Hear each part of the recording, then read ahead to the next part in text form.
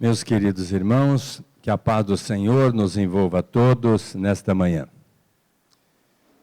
Outro dia nós ouvimos a palestra do nosso irmão Divaldo Pereira Franco, e ele disse que, muito em breve, a maior causa de morte no mundo será o suicídio. E isso, de uma certa forma, é muito complicado. Porque se nós não fizermos alguma coisa e chegarmos a este extremo, eu quero crer que seria uma derrocada. Evidente que a espiritualidade tem feito tudo para que isso não aconteça. Mas nós precisamos ter consciência dessa problemática e fazermos alguma coisa. Praticamente em todos os lares tem uma pessoa deprimida. Ou teve, ou tem, ou terá. E a depressão continua sendo a primeira causa de suicídio. Então, nós precisamos entender bem essa patologia, como fazermos para profilaticamente não adentrarmos a ela, e se estivermos nela, como nos conduzir com apreço para sairmos desta situação embaraçosa. A depressão é uma doença que simula muitas outras, pela sua sintomatologia. A começar que uma pessoa deprimida tem tristeza, angústia, desânimo, dor nas costas, tontura, mal-estar, perda do estímulo pela vida, nada está bom, gases no abdômen, perda da vontade de ter sexo, perda da vontade de comer, de beber, a perda da vontade de viver. Em síntese, é uma doença polissintomática. E que se nós não entendermos-la na essência, nós vamos procurar tantos outros profissionais e não vamos procurar o psiquiatra, que deveria ser a pessoa certa para tratá-la. Uma dor nas pernas, nós vamos procurar um vascular. Uma dor lombar, nós vamos procurar um ortopedista. Uma dor abdominal, nós vamos procurar um gastro. Uma tontura, um neuro, um otorrino. E assim por diante. E se o colega não entender que nós somos 4 naturezas, espiritual, mental, emocional e somática, talvez ele se atenha apenas ao físico, querendo resolver o problema. E eu entendo que isso se assemelha a enxugar uma goteira. Enxuga, enxuga, aí está sempre o chão molhado. Por quê? Não trocou a telha. Então nós temos aqui tratar a causa, que é a depressão, e não os sintomas. Desde os tempos idos, o Hipócrates, que é o pai da medicina, ele já entendia que tinha pessoas depressivas. E ele conseguiu classificar as pessoas em 4 temperamentos. Temperamento é o que vem conosco. Caráter é o que nós recebemos durante uma vida. O temperamento mais o caráter dá a personalidade. Então nós estamos sempre mudando a nossa personalidade por aquilo que nós recebemos e agregamos à nossa alma. Então, o Hipócrates analisou os seus pacientes e os dividiu em 4 temperamentos. O primeiro deles era o chamado temperamento melancólico, que é aquela pessoa triste. Ela é triste por natureza, é pessimista por natureza, ela vê tudo de uma maneira extremamente negativa. O outro temperamento é o contrário, é o fleumático, que está sempre muito bem. Apesar de estar desempregado, sem família, às vezes doente, se perguntar para ele como é que você vai, ele vai dizer, estou ótimo, melhor impossível. Mas isso faz parte do temperamento dele, ele não está sendo hipócrita. Já o melancólico, ele pode estar muito bem. Se perguntar para ele como é que ele vai dizer assim, igual osso de minhoca.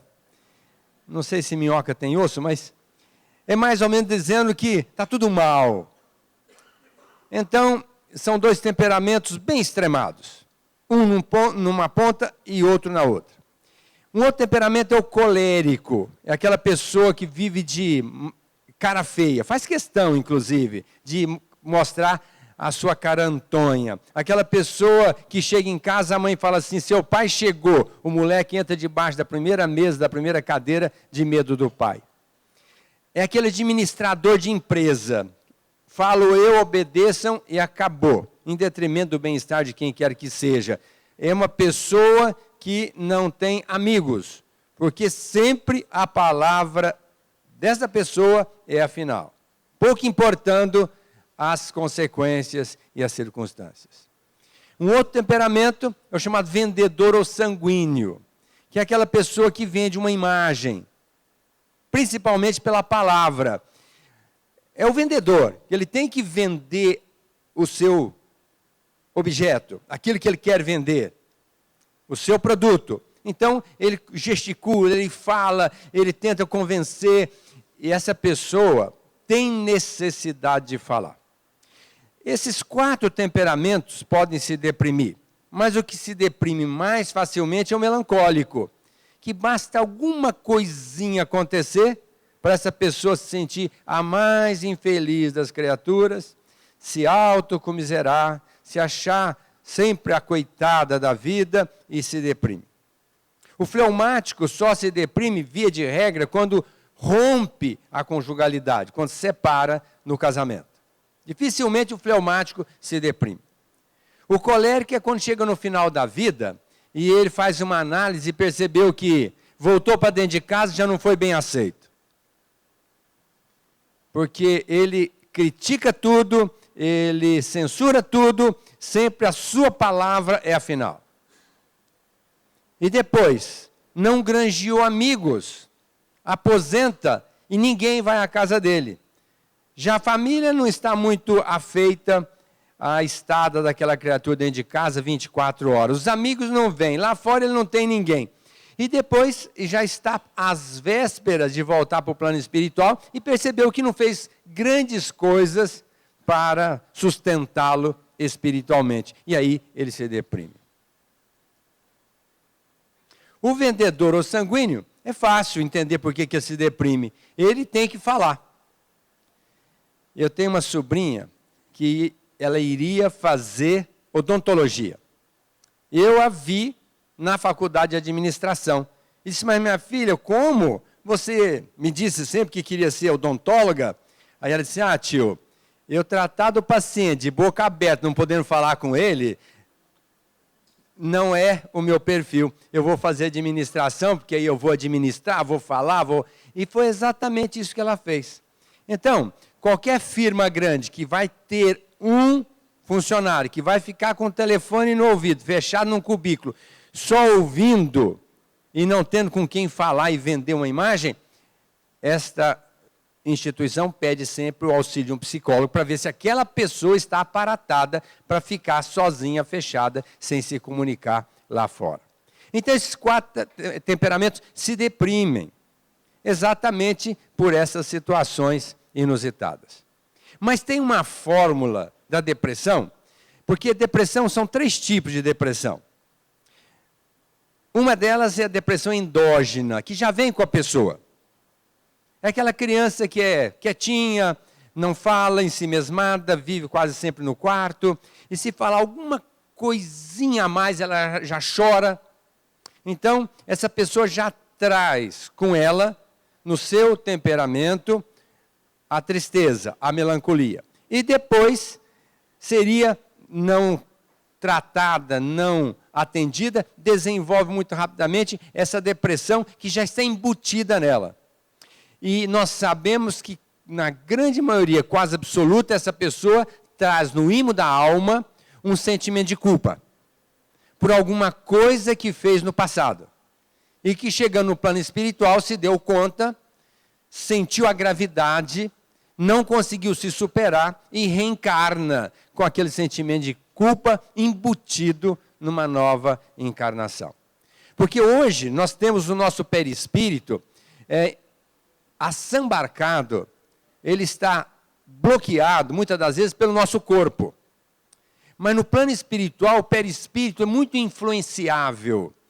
ele é muito mais suscetível a qualquer tipo de informação. Portanto, lá, a situação é muito mais complicada do que aqui. Aqui a gente camufla. Ah, eu sou assim mesmo, coisa e tal, afinal de contas, nós aqui ninguém é grande coisa, a carne é fraca, e se justifica. Mas no plano espiritual não é assim. Lá é muito claro, e nós vamos ter a consciência daquilo que nós estamos fazendo, ou do que nós fizemos. E isso pesa muito na nossa consciência. E, logicamente, vai pesar na futura encarnação. Então, essa pessoa já traz embutida dentro dela uma depressão, que, se não for tratada, vai gerar profundas consequências. Um outro tipo de depressão é a depressão causal. É aquela pessoa que sofre um acidente, um trauma, qual seja, uma cirurgia, um parto ou mesmo um acidente. Eu tive um professor no Rio de Janeiro, quando eu passei por lá, e ele me mandou uma carta, logo que eu cheguei em Rio Preto. Eu a tenho guardada hoje comigo há mais de 40 anos. E ele disse assim: Aguinaldo, o dia que você for operar uma pessoa deprimida, você fica muito esperto, porque ela vai lhe trazer problemas. E eu cheguei aqui e fiquei atento, porque quando a gente vai operar uma pessoa deprimida, o seu sistema imunológico está deficitário. Ela é pouco afeita a passar por uma situação diferente daquilo que ela espera, porque ela já está se sentindo muito infeliz, agredida e vai ser mais agredida ainda. Então, eu me dei conta dessa colocação e logo que eu cheguei em Rio Preto, eu encontrei um senhor que estava com obstrução intestinal. E uma situação tão rara, que é uma hérnia chamada hérnia do hiato de Winslow, que é uma cavidade fechada, só tem um orifíciozinho dentro do abdômen. Na literatura, quando eu fui revê-la, só tinha 4 casos no mundo. O meu seria o 5º. Eu disse para o filho: olha, eu vou ter que operar seu pai, porque ele tem uma hérnia, está com o intestino obstruído, e eu preciso operá-lo já. Ele disse: ah, doutor, meu pai vai morrer. Ele disse: mas como? Eu vou operar, vou resolver o problema dele. Aquela coisa do jovem, cheio de proposta, de querer vencer, de mostrar serviço. E eu disse: mas ele vai ficar bom, eu vou operá-lo. Ah, doutor, o que ele mais quer é morrer. E agora talvez seja a hora. Eu falei: mas por que ele quer morrer? Não, porque a minha mãe, a sua esposa, ela é esquizofrênica, e deu trabalho uma vida inteira, e ele está muito cansado, diz que já não aguenta mais a minha mãe, a esposa, e ele já outro dia falou para mim que está na hora dele ir embora. Aí eu fiquei gelado, confesso com toda honestidade. Mas tinha que operar, operei. Fiz a cirurgia, ressequei um pedaço do intestino que estava necrosado, fiz uma sutura, muito bem feita, com todo o capricho. 4 dias depois, fístula. E eu pensei: meu Deus, tive que reoperá-lo. Mudei toda a sistemática, a tática cirúrgica, fiz um outro esquema, tinha feito término terminal, fiz lato lateral, fiz mantendo o esquema, não deixando isquemia alça, com todo rigor. 5 dias depois, fiz-lo novamente. Ressequei o resto do intestino, fiz uma anastomose com o intestino grosso, que nunca tive fístula depois desse dia, porque é uma anastomose muito boa, geralmente não dá fístula. 4 dias depois, fistulizou de novo. E foi embora e desencarnou.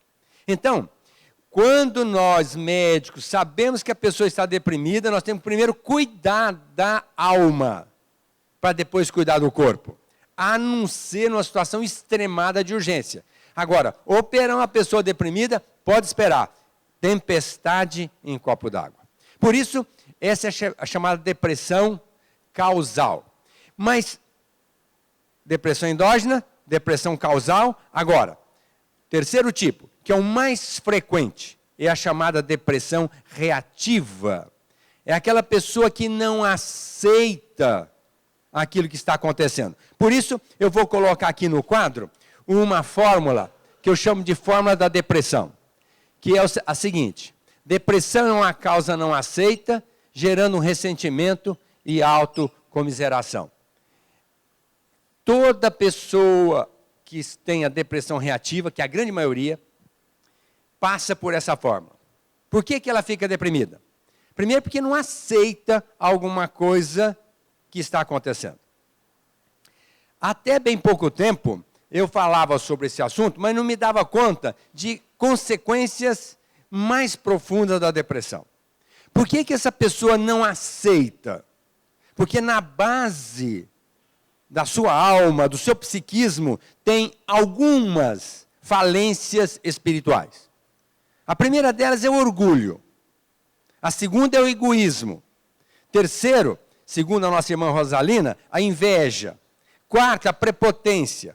Quinto, presunção. E assim por diante. Nós só nos deprimimos porque nós não aceitamos a vida como ela é. E a vida é o que nós fizemos dela. Nós estamos inseridos numa lei divina. A semeadura é livre, a colheita é certa, a cada um de acordo com as obras. Então nós precisamos aceitar a vida como ela é.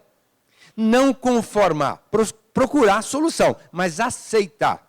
E nós, por orgulho, por egoísmo, por vaidade, por inveja, por tantas outras vicissitudes, nós não aceitamos aquilo que está para acontecer conosco.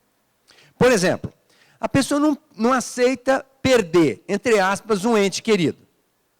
Olha, nós viemos para cumprir um programa de um dia, de um ano, de 10 anos, de 100 anos.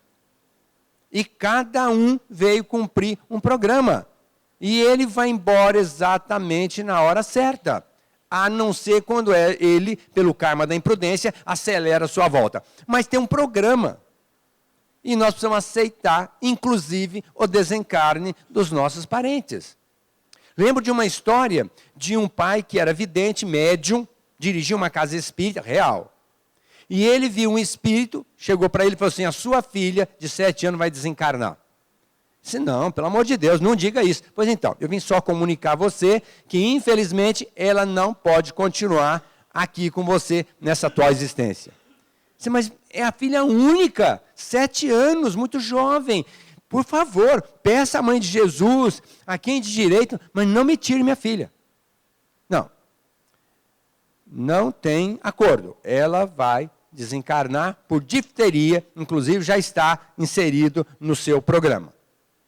Por conta de algumas coisas inusitadas que aconteceram agora, ultimamente.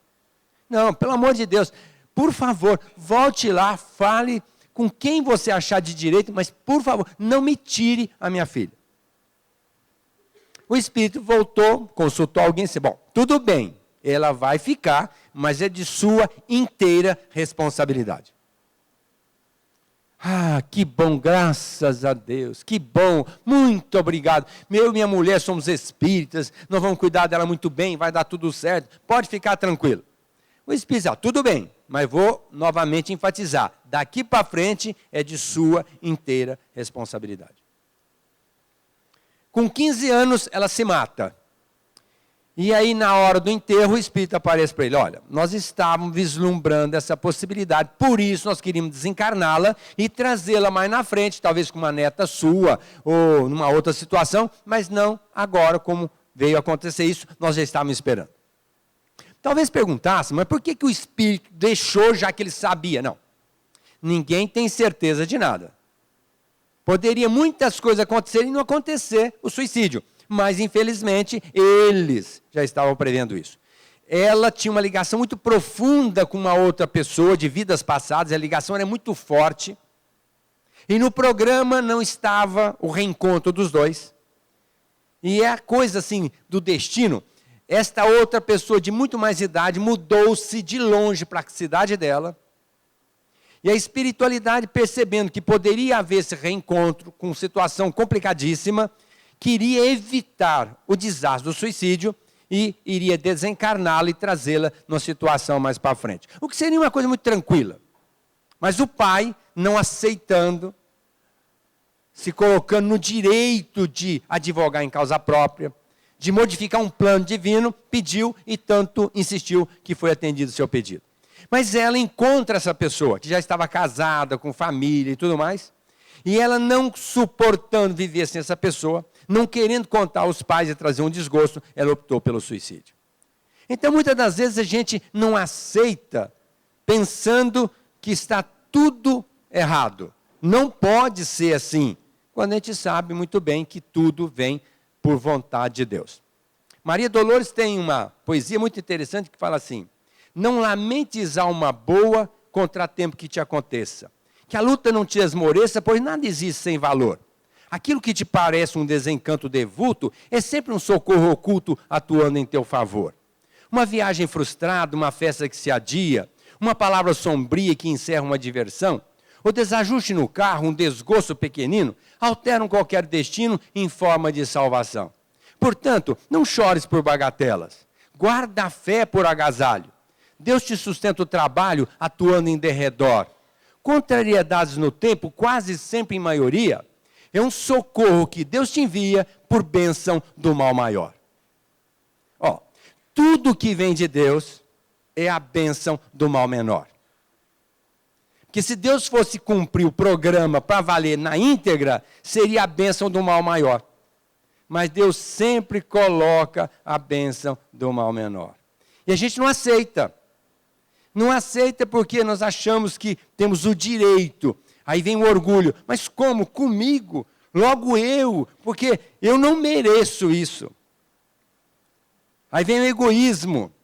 Ah, por que não acontece com o fulano? Tem que acontecer logo comigo. Quer dizer, comigo, não. Com o outro, tudo bem. Quer dizer, a pessoa pensa só em si e não pensa no outro. Eu cheguei para minha mãe, estava para desencarnar. Mas eu não sabia. Saudável como ninguém, 69 anos. Eu cheguei para ela e falei assim: mãe, a senhora vai desencarnar primeiro do que eu, provavelmente. Meu pai desencarnou, eu tinha 1 ano de idade. E ela foi muito importante para mim. Eu disse: a senhora ficou viúva muito cedo, cuidou de 6 filhos, sofreu muito, ajudou muita gente. E a hora que a senhora desencarnar, vai ser muito bom para a senhora. A senhora vai encontrar meu pai, vai encontrar seus pais, vai estar muito bem no plano espiritual, porque a senhora leva uma bagagem muito boa. E eu vou ficar muito feliz por isso. Entendeu? Eu não vou ficar triste com o seu desencarne. Ela olhou para mim e ficou assim, indagativa. Não, deixe-me explicar melhor. Eu disse para ela: olha, se eu amo a senhora de verdade, e a senhora vai estar muito bem, que direito tenho eu de ficar triste com a sua alegria, com a sua recepção no plano espiritual muito boa, um convívio estreito com os seus familiares, com o meu pai, numa situação muito alvissareira? Que direito tenho eu de ficar triste? Posso dizer, um momentinho de saudade, mas eu vou me alegrar pelo fato da senhora estar muito bem, entendeu? É, meu filho, pensando assim. E eu nunca fiquei triste com a morte da minha mãe, que aliás não morreu. Morte não existe. Ela veio, cumpriu a tarefa e voltou para o plano espiritual. Lembro dela todos os dias, oro por ela, mas com alegria, de saber que ela está ótima. E eu não tenho nenhum direito de reter minha mãe aqui no plano físico. Agora, tem pessoas que vê a mãe acabar, apodrecer em cima de uma cama, ou o pai ou um parente, e não abre mão do desencarne da pessoa. E quando a pessoa desencarna e se liberta, a pessoa entra numa conturbação mental muito grande. Meu Deus, perdi meu parente. Quer dizer, ela não está preocupada com o parente, está preocupada com ela. Mais uma vez, egoísmo. Eu quero que você fique comigo. Um pouco importa se você está se arrebentando ou não. Olha, vamos começar a entender. Vamos começar a analisar em profundidade. A pessoa vem, primeiro que não é nossa. Meu parente, não. Seu não. Nosso, né? Porque nós somos todos irmãos. Está circunstancialmente na condição de, mas não é. Lembro daquele menininho que foi arrastado lá no Rio de Janeiro pelos sequestradores e o menininho acabou por desencarnar.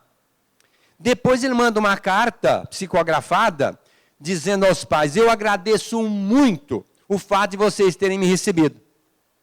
Porque eu consultei vários pais em desdobramento, dizendo da minha necessidade de vir para o plano carnal e resgatar um débito que eu adquiri, porque lá atrás eu arrastei muitas pessoas até a morte. E eu teria que passar pela mesma experiência. E ao relatar aos meus pais, nenhum quis me aceitar. a não ser vocês, meus pais, que me aceitaram com muito amor. Então eu quero agradecê-los pelo fato de vocês terem me aceitado como filho, me dando a oportunidade de resgatar meu débito. Então, nós ficamos pensando, meu Deus, que injustiça. Esse menino de 6 anos, 7, 8, pouco importa a idade, bonzinho, nunca fez nada de errado e agora morto desta forma. Olha, existe um programa que não é divino. O programa é da vida, porque Deus tem uma lei perfeita, insofismável, inquestionável, que rege a nossa vida. Então não é Deus que quer que a gente morra, que a gente sofra, não é nada disso. Deus quer que nós vivamos muito bem. Aliás, deixou uma lei, que é a lei da nossa felicidade, do nosso equilíbrio, da nossa homeostase psíquica. Os 10 mandamentos, que pouca gente conhece. Então, o que acontece? A pessoa transgride a lei, insere num programa de resgate, de débito, e tem que passar por aquilo. E não tem como evitar. O Santos Dumont, por exemplo, ele descobriu, foi o inventor do avião, da aviação. Mas quando ele soube que dividia o invento com os irmãos Wright, americanos, e que, por sinal, possivelmente eles tenham inventado primeiro do que ele, o avião, e só não publicou porque queriam a patente, e como ele já vinha na experiência na França, ele conseguiu descobrir a aviação, e ficou muito claro, então ele foi considerado o inventor da aviação. Mas, talvez não. Quando ele soube que não teria sido ele o patriarca da aviação, ou o inventor do avião, ele entrou numa conturbação mental muito grande, porque o seu orgulho, que antes voava sobre Paris, olhava para baixo e dizia, eu sou um semideus, lá embaixo todos submissos a mim, porque ninguém consegue fazer o que eu faço. Então, o orgulho tomou conta. Quando ele se desvestiu da possibilidade de ser o grande inventor, ele entrou numa conturbação mental muito grande. E não foi só por isso. Quando ele nasceu, ele era baixinho. Ele não aceitava ser baixinho, de cabeça grande e orelha de abano. Usava uma botinha de salto alto para ficar mais alto, e ele sofria bullying quando criança, isso atrapalhou muito a vida dele, e depois ele tinha dificuldade de se relacionar com as pessoas, exatamente pela inferioridade que ele imputou à sua pessoa. E era muito difícil conviver com isso. Então ele associou a perda do título, por orgulho, por egoísmo, mas o fato da sua condição física, não aceitando isso, se enforcou e se matou. Gerou um problema grave para ele no plano espiritual, por conta dessa atitude. Olha, não seria muito legal que ele tivesse um raciocínio, olha, não só eu, mas os irmãos Wright, nós viemos para a Terra, criamos aviação, que bom, fomos nós, um grande contributo, eu me sinto muito feliz por isso, porque afinal de contas eu paguei um tributo muito grande, muitas das vezes quase sucumbi pelas experiências, mas está aqui uma aviação para a humanidade inteira. Afinal de contas eu sou baixinho, coisa e tal, mas sou inteligente, eu consegui até descobrir a aviação, coisa e tal. Quer dizer, ele poderia fazer outra linha de raciocínio, mas o orgulho fez com que ele se sentisse muito lá embaixo. Onde se viu? Agora não sei eu que descobriu a aviação em primeiro lugar. Onde se viu? Eu, um inventor, um homem inteligente, coisa, mas baixinho, preterido pelas criaturas. E fez uma linha de raciocínio totalmente inversa. Mais uma vez, o orgulho. E com isso, levou ao suicídio. Não é que ele entrou em depressão porque é uma doença que altera os neurotransmissores, não. Tudo bem.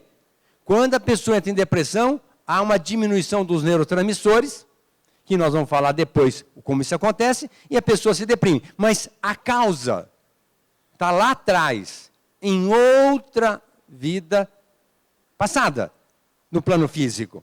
É o orgulho, o egoísmo, a inveja. Quantas pessoas que sofrem, não aceitam o sucesso da outra. E fica tão sofrida por não aceitar o sucesso da outra, que ela acaba se deprimindo. É o caso da inveja. E aí vai pagar um tributo muito caro. O egoísmo não é capaz de dividir nada com ninguém. Quantas pessoas que entram em depressão porque na hora da partilha dos bens, acha que a outra foi mais beneficiada, como já tive experiência no consultório. Ao dividir a herança, a pessoa diz assim, mas o fulano foi mais beneficiado do que eu, e eu não aceito isso, porque afinal de contas, eu também tenho direito, e entrou em depressão. Olha, foi aquinhoado com uma fortuna incomensurável, mas achou que o outro recebeu um pouco mais, foi o suficiente para entrar em depressão. Então, o egoísmo é outra chaga que está atrás de nós. A presunção, a gente achar que pode fazer tudo. Sentimento de culpa, que é um desastre, no meu ponto de vista. Ah, se eu tivesse feito isso, o meu pai não teria morrido. Como se mudasse o programa divino. Se eu tivesse tomado uma atitude assim, Deus não teria levado o meu pai à morte. A pessoa não fala, nem Deus. Se eu tivesse tomado uma atitude assim, o meu pai não teria morrido. Como se Deus não tivesse autonomia para fazer o que ele bem entende. Sentimento de culpa é um desastre. O arrependimento é divino. Eu me dei conta que eu fiz isso, não é legal, vou procurar não fazer mais. Ótimo. Mas sentimento de culpa, eu sou infeliz, porque se eu tivesse, quer dizer, é a prepotência, o perfeccionismo, até, vamos dizer, o orgulho de não cair, de não ruir, de não errar. E a pessoa entra numa conturbação porque acha que se tivesse feito alguma coisa, o pai não teria desencarnado, a mãe não teria, o filho. Olha, nós temos que primeiro entender, quando o nosso irmão fez a prece aqui, eu estava prestando atenção. Senhor, seja feita a sua vontade, assim na terra como no céu. Melhor, desde que seja a minha vontade primeiro. Mas a pessoa ora o Pai Nosso da boca para fora. Quando acontece alguma coisa, ao invés de analisar alguma coisa, justificou isso, porque senão Deus não teria permitido. Não cai uma folha de uma árvore sem que Deus queira. Então, se Ele quis, isso teria que acontecer. Infelizmente, eu fui usado para esse fim. Lembro de uma senhora, Dona Maria Aparecida. Ela perdeu um filho, tinha 3 filhos. E o cunhado, o irmão do marido, tinha 3 filhas. E ele viajava e pedia para ela deixar um dos filhos ir com ele em algumas viagens, porque ele era vendedor. E tinha muita amizade com os filhos dela. E ela não deixava porque ele era muito irresponsável no trânsito. Então chegou um momento que ele falou, você é uma galinha choca, que é os pintainhos debaixo da sua asa. Não, tá bom, tá bom. Os meus filhos são adultos, se então eles quiserem ir, agora o problema é deles com você. Eu não vou interferir mais. Pois então, segunda-feira, eu vou fazer uma viagem e eu quero que um deles venha comigo. Aí ela chegou para o filho e disse assim, meu filho, o seu tio vai fazer uma viagem aqui segunda-feira e pediu para um de vocês ir com ele. Como os seus 2 irmãos não estão aqui, só você vai com ele. Mãe, eu não posso, porque eu vou fazer matrícula no colégio e segunda-feira os meus amigos vêm para cá e nós vamos fazer a matrícula. Não, olha, não, por favor, ele vai achar, meu cunhado, seu tio, vai achar que eu estou mancomunando com você, armando um esquema para você não ir com ele. Por favor, vá. Mãe, mas eu já não disse que os meus amigos... Que horas que você marcou? 8 horas. Pois então, ele vai passar 7, diz que 9 horas está de volta, eu vou fazendo uns biscoitinhos, vou conversando com seus amigos, 9 horas você chega e vão fazer a matrícula. Bom, segunda-feira, buzina na porta. Ela acorda o menino. Meu filho, seu tio está aí. Mãe, mas eu não falei que eu não vou porque... Meu filho, não, por favor, levanta, vai, daqui a pouco você volta e coisa e tal, e eu vou atendendo seus amigos. Vai, por favor, você não quer mais brigar com seu tio. Ele levantou, entrou no carro, 2 horas depois veio a notícia. Os 2 desencarnaram numa lombada e nunca mais ela se perdoou. Sentimento de culpa profundo. Nunca mais perdoou o cunhado e entrou numa falência psicológica muito grande. 7 anos depois, ela foi no meu consultório. Já tinha percorrido todos os psiquiatras. E foi lá. Eu conversei muito com ela. No final disse assim, olha, procura uma casa espírita para a senhora receber uma mensagem. Porque, afinal de contas, quem sabe, o seu filho pode mandar uma mensagem, vai consolá-lo. Doutor, eu não vim aqui para o senhor mandar para centro espírita, não. Eu vim aqui para o senhor tratar minha depressão. Aí eu me dei conta que talvez no afã de querer ajudá-la, eu fui assim, um pouco intempestivo, mas com toda a inocência de querer ajudá-la. Desculpa. Passei a receita, toma um remédio, daqui 2 meses a senhora volta. E ela não voltou. E eu fiquei me penitenciando. Puxa, devia ter ajudado essa mulher, mas de uma maneira diferente. Isso foi em setembro de 79. Veja que eu gravo a data. Em 1981, 11 de janeiro, ela volta no consultório. E eu tinha uma ficha. Hoje tem um computador, mas tinha a ficha. Peguei a ficha, li a história, que eu anotei. E ela chegou na porta e disse, doutor Aguinaldo, estou viva. Eu disse, irmão, que bom, dona Maria Aparecida. O que aconteceu? Ontem, dia 10 de janeiro, 81, eu vim no IELAR, eu fui no IELAR, assisti uma palestra do Edivaldo. E depois da palestra eu tive vontade de conversar com ele. E cheguei perto dele, ele falou, nossa, que moço bonito que está aí ao seu lado. Eu ainda olhei, ele disse, não, você não deve estar vendo, é seu filho, você não aparece muito com a senhora, um sorriso lindo. Edivaldo. Não tinha nem falado boa noite para ele. Chegou perto, o Edivaldo já falou. Porque só agora, depois de 9 anos, que ele me mandou a notícia. 7 que ela tinha estado lá, mais 2 anos, 9 anos que ele me manda a notícia. Não, ele está dizendo o seguinte, tantas vezes ele tentou trazer a senhora para o espiritismo, mas hoje, pela primeira vez, a senhora entra numa casa espírita. Meu Deus, não falei isso para esse homem.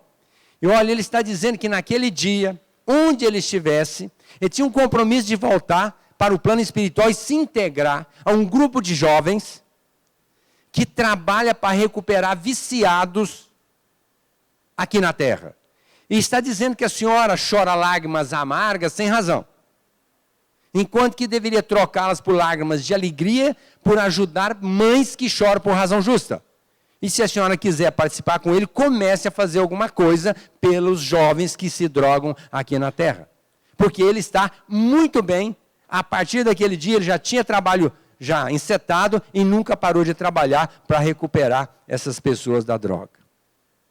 Dona Maria Aparecida saiu de lá, nunca mais se agrediu, se cobrando, acabou com o sentimento de culpa, porque somente ela, ele disse, somente a senhora poderia me levar ao desencarne, a essa viagem com meu tio. Nenhuma outra pessoa conseguiria, e a senhora foi usada como instrumento. E de tal forma que não se cobre mais. Ela nunca mais se cobrou, perdoou o cunhado e começou a trabalhar pelos adictos das drogas, e certamente o faz até o dia de hoje. Então, o que é um sentimento de culpa por conta de uma ignorância?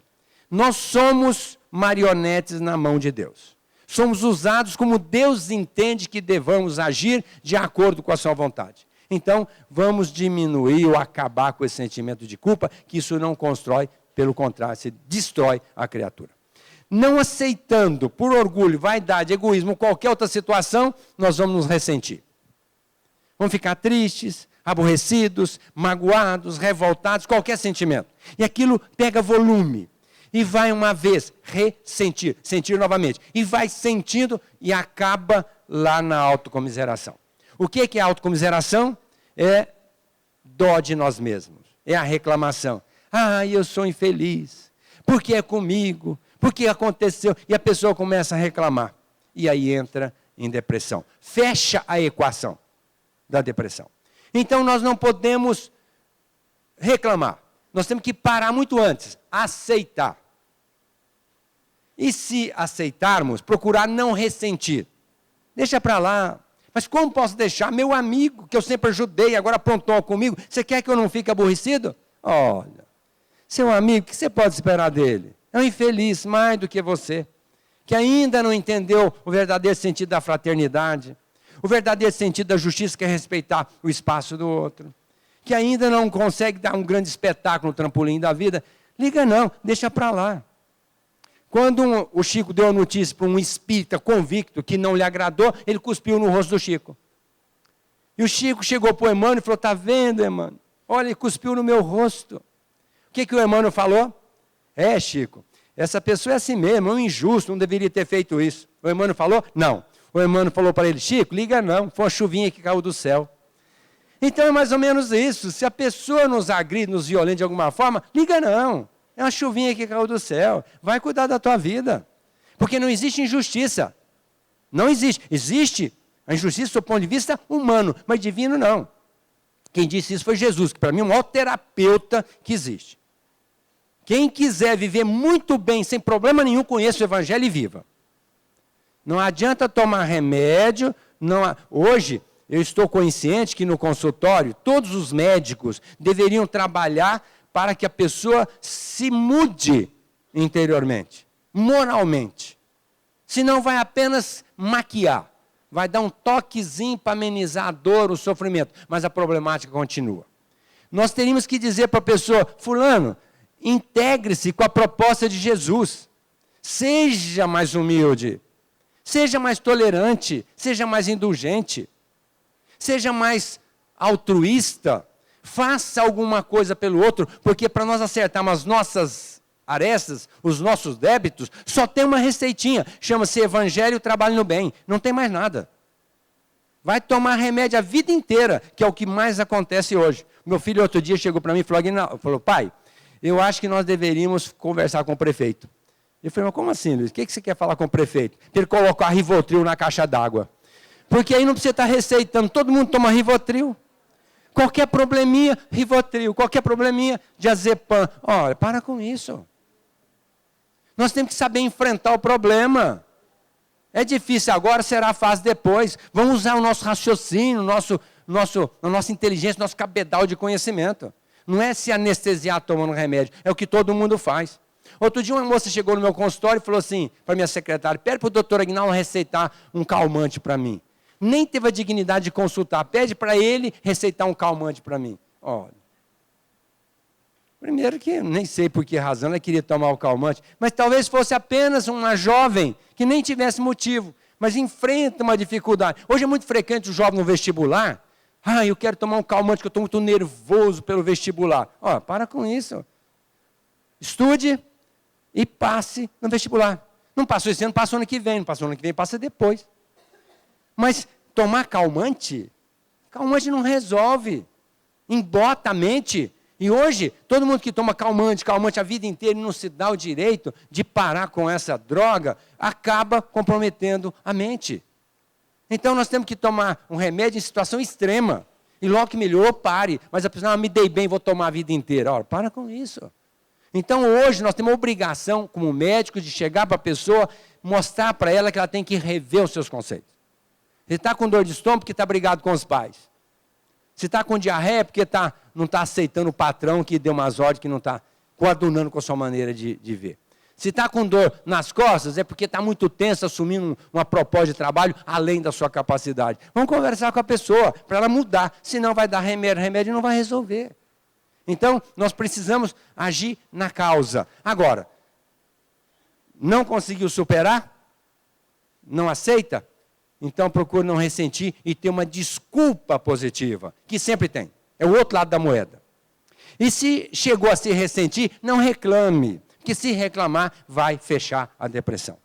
Toda pessoa que está deprimida reclama demais. E por sinal, os parentes já não aguentam mais. Leva no médico, doutor, cuida do meu parente que eu já não aguento mais. Só reclama. E é verdade. E tem pessoa que tem o reclamismo crônico. Tudo reclama. Reclama porque está chovendo agora. A roupa está ficando mofada, não dá tempo de secar. Chovendo demais. Reclama porque está 40 graus acima de zero. Quando é muito pior, está 40 abaixo lá no Alasca. Mas a pessoa reclama. Reclama agora no final do ano que tem que pagar imposto de renda. Mas graças a Deus, né? Ganhou dinheiro, tem que pagar imposto. Ótimo. E a pessoa reclama por tudo e vai entrar em depressão. Espero que vocês todos lembrem de mim todo dia. Quando for para reclamar, doutor Aguinaldo, não reclamo mais. Veja sempre o outro lado da medalha, que tem sempre o outro lado da medalha. A resposta positiva. Não sou de briga, mas lá em casa eu brigo ainda quando alguém reclama. Quando alguém reclama, porque nós não temos direito de reclamar, já que vivemos pela misericórdia de Deus. Mas a pessoa reclama por nada. Porque alguma coisinha aconteceu e eu sou um infeliz. E se sente. Porque a pessoa, no fundo, ela quer ser vista como uma coitada. Basta chegar perto dessa pessoa e falar assim, eu estou com uma dor na barriga, mas eu estou com uma dor muito maior que a sua. É sempre disputando ser tratada com piedade. A pessoa reclama e quer dar uma de coitada para a gente alisar, coitadinha, dar uma atenção. Olha, para com isso.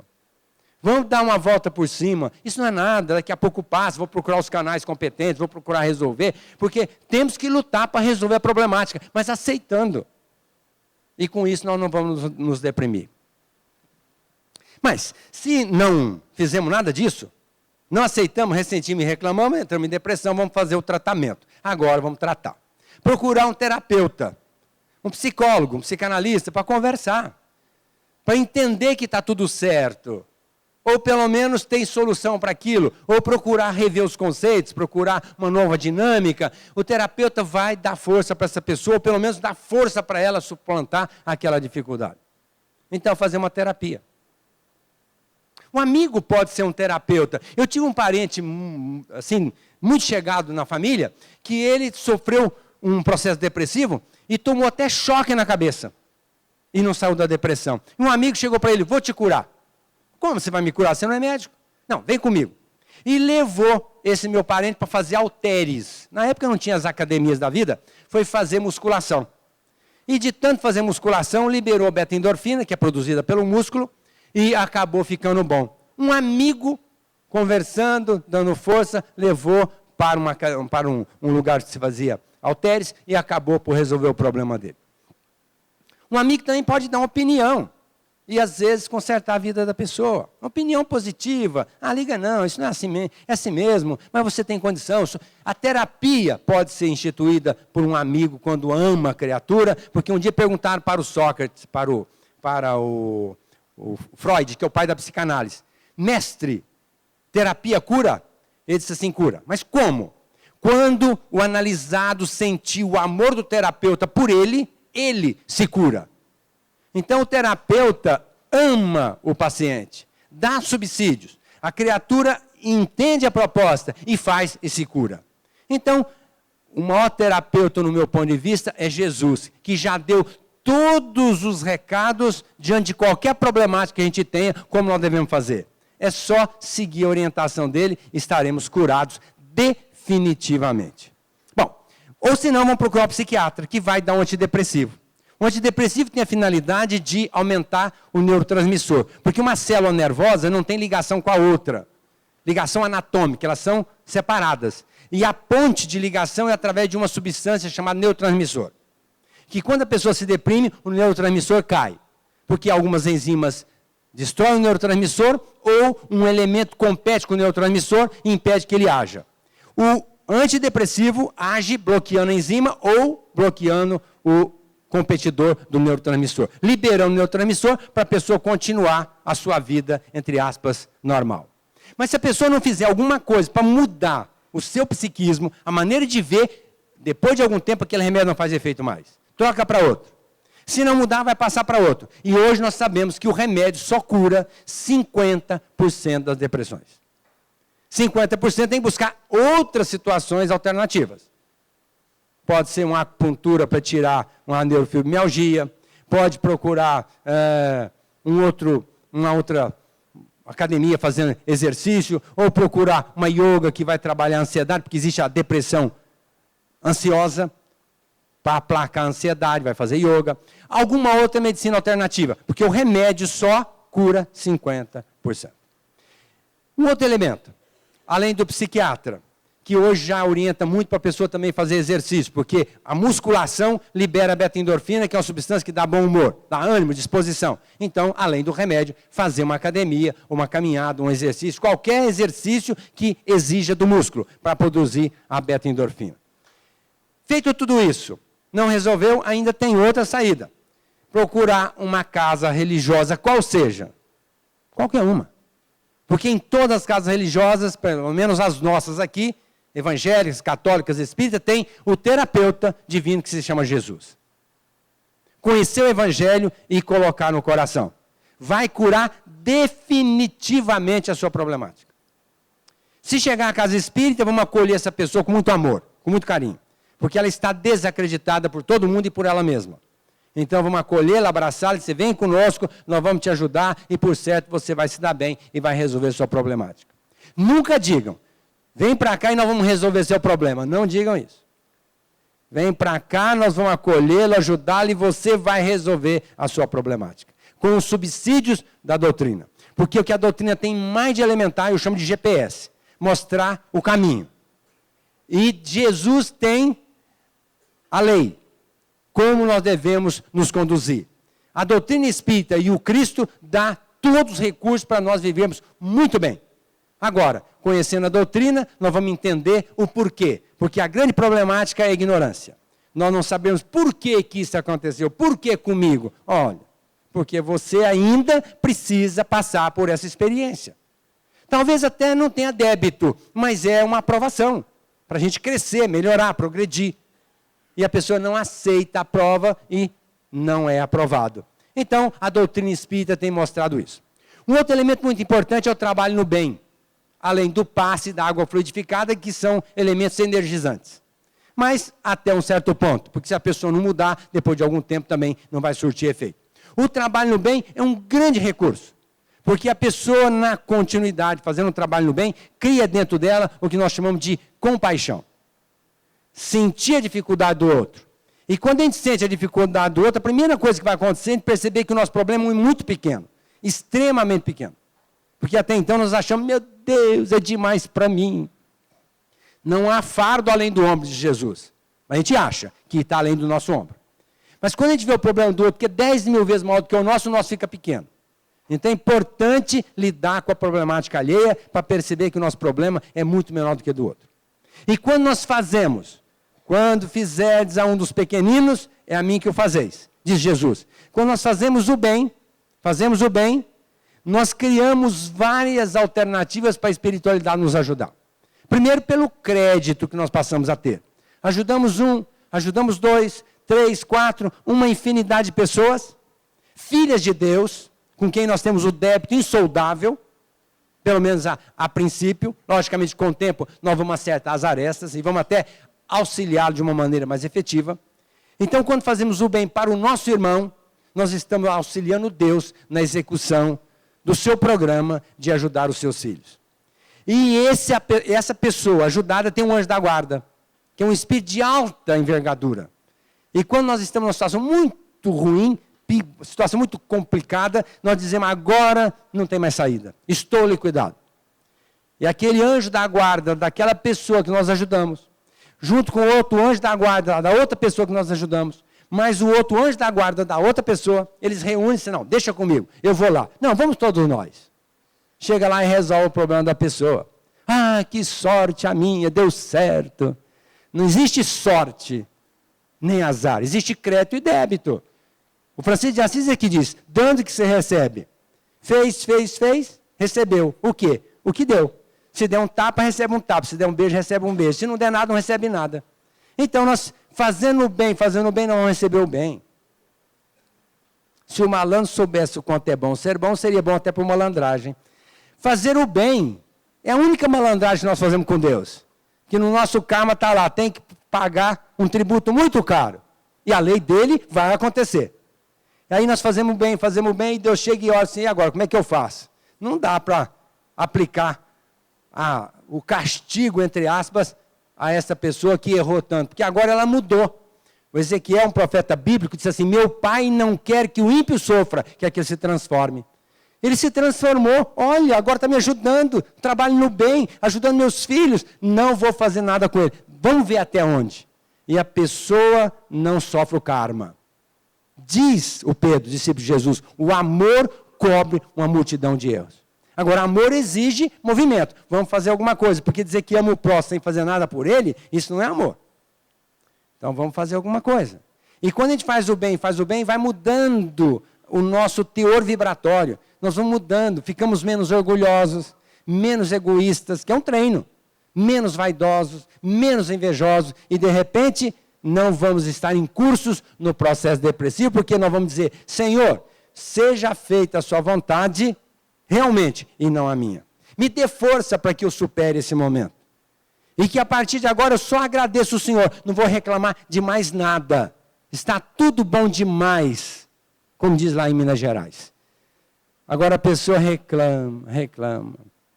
E se fez tudo isso e ainda continua deprimido, nós devemos lembrar daquele que nos diz.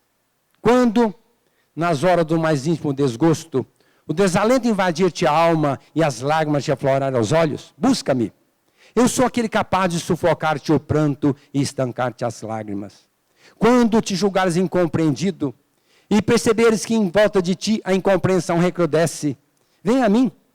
Eu sou a luz sob cujos raios se aclara a beleza de tuas intenções e a nobreza dos teus sentimentos.